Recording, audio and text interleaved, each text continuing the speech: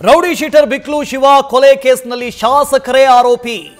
BJP ಶಾಸಕ ಭೈರತಿ ಬಸವರಾಜ್ ವಿರುದ್ಧ FIR ದಾಖಲಾಗಿದೆ. ಅವರು ಎಫ್ಐ ಕೊಲೆ ಪ್ರಕರಣ ಸಂಬಂಧ ಪೊಲೀಸರ ತನಿಖೆ ಮುಂದುವರೆದಿದೆ. ಐವರನ್ನ ಈಗಾಗಲೇ ವಶಕ್ಕೆ ಪಡೆದು ಭಾರತೀನಗರ ಪೊಲೀಸರು ವಿಚಾರಣೆ ಮಾಡ್ತಾ ಇದ್ದಾರೆ. ವಿಮಲ್ ಎಂಬಾತನನ್ನ ಸೇರಿಸಿಕೊಂಡಂತೆ ಐವರನ್ನ ವಶಕ್ಕೆ ಪಡೆದು ವಿಚಾರಣೆ ಮಾಡ್ತಾ ಇದ್ದಾರೆ.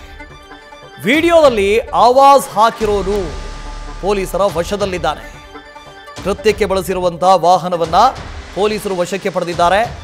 ಮಾರಕಾಸ್ತ್ರಗಳು ಮತ್ತು ವಾಹನ ಸಮೇತ ಆರೋಪಿಗಳನ್ನ ಪೊಲೀಸರು ವಶಕ್ಕೆ ಪಡೆದಿದ್ದಾರೆ. ಇಡೀ ಬೆಂಗಳೂರನ್ನ ಬೆಚ್ಚಿ ಬೀಳಿಸಿದಂತಹ ಪ್ರಕರಣ. ಏನು ಈ ರೇಂಜಿಗೂ ಕ್ರೈಮ್ ಆಗುತ್ತಾ ಅಂತ ಅನಿಸೋವಂಥ ಪ್ರಕರಣ.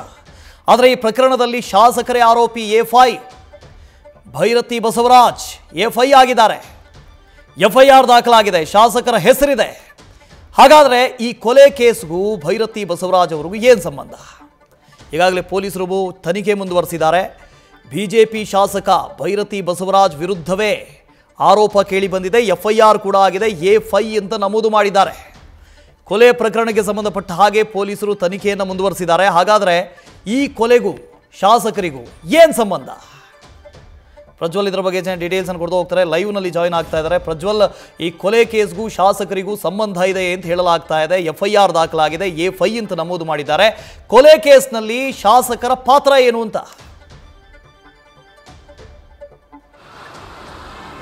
ವಾಸುದೇವ್, ನಿನ್ನೆ ರಾತ್ರಿ ನಡೆದಂಥ ರೌಡಿ ಶೀಟರ್ ಶಿವು ಅಲಿಯಾಸ್ ಬಿಕ್ಲಾ ಹತ್ಯೆ ಪ್ರಕರಣಕ್ಕೆ ಸಂಬಂಧಪಟ್ಟಂತೆ ಈಗಾಗಲೇ ಭಾರತೀನಗರ ಪೊಲೀಸ್ ಠಾಣೆಯಲ್ಲಿ ಎಫ್ಐಆರ್ ಕೂಡ ದಾಖಲಾಗಿರುವಂಥದ್ದು. ಶಿವು ಅವರ ತಾಯಿ ನೀಡಿದಂತಹ ದೂರಿನ ಆಧಾರದ ಮೇಲೆ ಪ್ರಕರಣವನ್ನು ದಾಖಲಿಸಿಕೊಂಡಿದ್ದಾರೆ. ಒಟ್ಟು 5 ವಿರುದ್ಧ ಈಗ ಪ್ರಕರಣ ದಾಖಲಾಗಿದೆ. ಅದರಲ್ಲಿ ಪ್ರಮುಖವಾಗಿ ಯಾರು ಅಂತ ಹೇಳಿದ್ರೆ ಭೈರತಿ ಬಸವರಾಜ್ ಅವರ ವಿರುದ್ಧವೂ ಕೂಡ ಈಗ ಪ್ರಕರಣ ದಾಖಲಾಗಿರುವಂಥದ್ದು. ಅವರ ತಾಯಿ ಅವರ ಮೇಲೆ ಆರೋಪವನ್ನು ಹೊರಿಸಿ ಈಗ ಪ್ರಕರಣವನ್ನು ದಾಖಲಿಸಿದ್ದಾರೆ. ಪೊಲೀಸರು ಕೂಡ ತನಿಖೆಯನ್ನು ಮಾಡ್ತಾ ಇದ್ದಾರೆ. ಈಗಾಗಲೇ 5 ಆರೋಪಿಗಳನ್ನ ವಶಕ್ಕೆ ಪಡೆದು ವಿಚಾರಣೆ ಮಾಡುವಂಥ ಒಂದು ಕೆಲಸವನ್ನು ಕೂಡ ಮಾಡ್ತಾ ಇದ್ದಾರೆ. ಅಂದರೆ ಒಂದು ಜಮೀನು ವಿಚಾರಕ್ಕೆ ಸಂಬಂಧಪಟ್ಟಂತೆ ಇವರು ಏನು ಭೈರತಿ ಬಸವರಾಜ್ ಅವರ ಕಡೆಯವರು ಅವರಿಗೆ ಪ್ರಾಣ ಬೆದರಿಕೆಯನ್ನು ಹಾಕಿದ್ರು ಅನ್ನುವಂಥ ಒಂದು ಆರೋಪ ಏನಿತ್ತು, ಇದು ಈ ಹಿಂದೆಯೇ ಕೇಳಿ ಬಂದಿತ್ತು. ಇದಕ್ಕೆ ಸಂಬಂಧಪಟ್ಟಂತೆ ಶಿವು ಏನಿರ್ತಾರೆ ಇವರು ಒಂದು ಕಂಪ್ಲೇಂಟ್ ಅನ್ನು ಕೂಡ ಲಾಡ್ಜ್ ಮಾಡಿರ್ತಾರೆ. ಅಂದ್ರೆ ಕಮಿಷನರ್ಗೂ ಕೂಡ ಕಂಪ್ಲೇಂಟ್ ಅನ್ನು ಕೊಟ್ಟಿರ್ತಾರೆ. ಹಾಗೆ ಭಾರತೀನಗರ ಪೊಲೀಸ್ ಠಾಣೆಯಲ್ಲೂ ಕೂಡ ಒಂದು ಪ್ರಕರಣವನ್ನು ದಾಖಲಿಸಿರ್ತಾರೆ. ಈ ರೀತಿಯಲ್ಲಿ ನನಗೆ ಬೆದರಿಕೆಯನ್ನು ಹಾಕ್ತಾ ಇದ್ದಾರೆ ಅಂತ ಹೇಳಿ.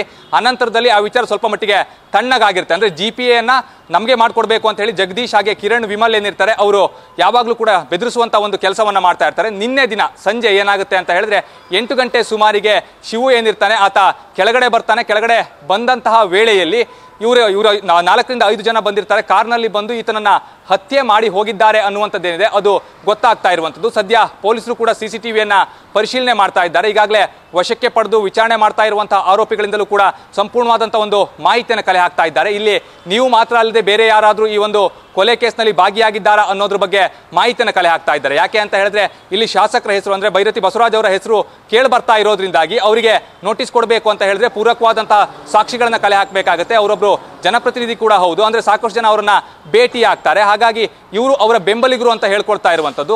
MLA ಆಗಿರೋದ್ರಿಂದಾಗಿ ಅವ್ರನ್ನ ಸಾಕಷ್ಟು ಜನ ಭೇಟಿ ಆಗ್ತಾರೆ. ಹಾಗೆ ಫೋಟೋವನ್ನ ಕೂಡ ತೆಗೆದುಕೊಳ್ತಾರೆ. ಈ ಒಂದು ಪ್ರಕರಣದಲ್ಲಿ ಅವರ ಪಾತ್ರ ಇದೆಯಾ ಅಥವಾ ಇಲ್ವಾ ಅನ್ನೋದ್ರ ಬಗ್ಗೆ ಮಾಹಿತಿಯನ್ನು ಕಲೆ ಹಾಕಬೇಕಾಗುತ್ತೆ. ಆ ನಿಟ್ಟಿನಲ್ಲಿ ಈಗ ಭಾರತೀನಗರ ಪೊಲೀಸರಿದ್ದಾರೆ ತನಿಖೆಯನ್ನ ಮುಂದುವರಿಸ್ತಾ ಇರುವಂತದ್ದು. ಈಗಾಗಲೇ ಆ ಒಂದು ಪ್ರಕರಣಕ್ಕೆ ಸಂಬಂಧಪಟ್ಟಂತೆ ಆವಾಜ್ ಹಾಕ್ತಾರಲ್ಲ, ಆವಾಜ್ ಹಾಕಿರುವಂತಹ ವಿಡಿಯೋದಲ್ಲಿರುವಂತಹ ವಾಹನಗಳನ್ನ ಕೂಡ ಈಗಾಗಲೇ ವಶಕ್ಕೆ ಪಡೆಯಲಾಗಿದೆ. ಅದ್ರ ಬಗ್ಗೆಯೂ ಕೂಡ ಮಾಹಿತಿಯನ್ನು ಕಲೆ ಹಾಕ್ತಾ ಇದ್ದಾರೆ. ಆ ವಾಹನ ಯಾರದ್ದು, ಹಾಗೆ ಎಲ್ಲಿಂದ ಇವರು ವಾಹನವನ್ನ ತಂದಿದ್ರು ಅನ್ನೋದ್ರ ಬಗ್ಗೆ ಕೂಡ ಮಾಹಿತಿಯನ್ನು ಕಲೆ ಹಾಕಿ ವಿಚಾರಣೆಯನ್ನ ಕೂಡ ಮಾಡ್ತಾ ಇರುವಂತದ್ದು.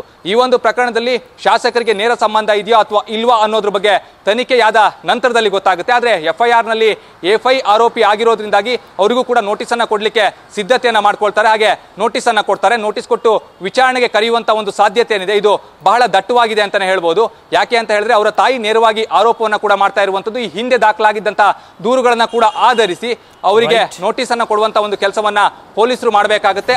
ಅವರಿಂದ ಅವರ ವಿಚಾರಣೆಗೆ ಕರೆದು ಅವರಿಂದಲೂ ಕೂಡ ಮಾಹಿತಿಯನ್ನು ಕಲೆ ಹಾಕುವಂತ ಒಂದು ಕೆಲಸವನ್ನ ಮಾಡ್ತಾರೆ. ವಾಸುದೇವ್, ಪ್ರಜ್ವಲ್ ಹಾಗೆ ಹೋಲ್ನಲ್ಲಿರಿ. ಮತ್ತೆ ನ್ಯೂಸ್ ಫಸ್ಟ್ ನಿರ್ಭೀತಿಯಿಂದ ನಿಮ್ಮ ಪರವಾಗಿ.